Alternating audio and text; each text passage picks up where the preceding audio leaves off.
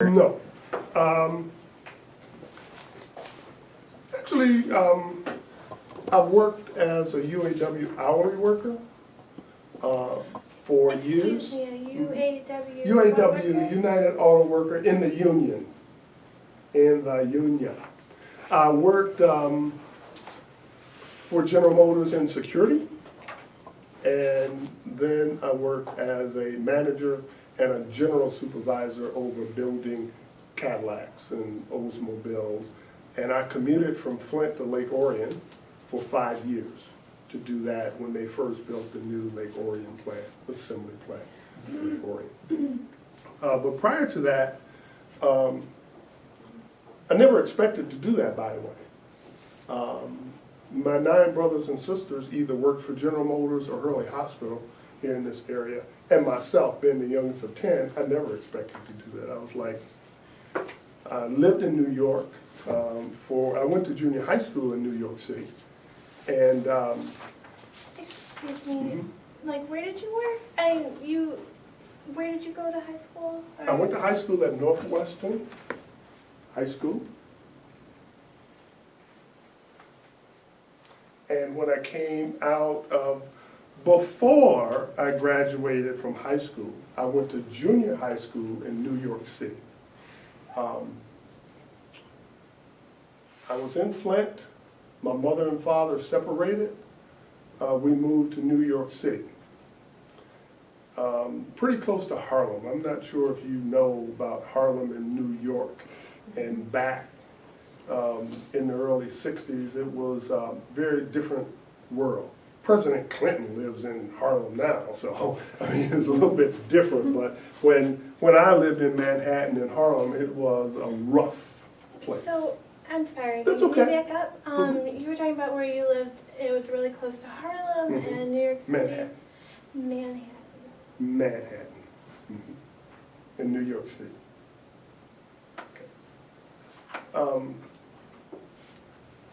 I'm going to tell you this because it was an educational experience for me. When I went to school in Flint, I thought Flint schools was rough. I really thought they were pretty tough. Until I got to New York. It was like baby school when I went to New York. I had to wear a tie to school in junior high school because when I went to all boys school in New York. And when my brother told me we were moving to New York, he said, "You're going to have to wear a tie to school." So coming from Flint, I thought I was going to an academy. You know what I mean? A prep school or something. You know, you got to wear a tie. It's like, okay, I'm going to prep school. So I get there, and we're going to school. And so he says, "Well, I'm going to take you to school on the bus." So we're on a bus. And again, it's all about interpretation. I see a couple of young men on the bus, and they had a sweatshirt on. I see a couple of young men on the bus, and they have a t-shirt on. But they had a tie on. I got a white shirt and a tie, and I'm going, well, maybe they're going to change when they get to school. You know, maybe they'll put their shirt on when they get to school. We get to school. I'm the only one with a shirt and a tie. Everybody else got a sweatshirt on or a t-shirt on with a tie. I'm going, what is this? My head don't work like that. You know what I'm saying? I'm trying to, nobody's, so I don't know to ask because I really didn't know, and I'm not believing what I'm seeing. And so I finally said, can somebody help me here? Why do you have a tie on with a t-shirt? And why do you have a tie on with a sweatshirt? And to show you that I was not in a prep school, give you a demonstration. Ties were made to break up fights.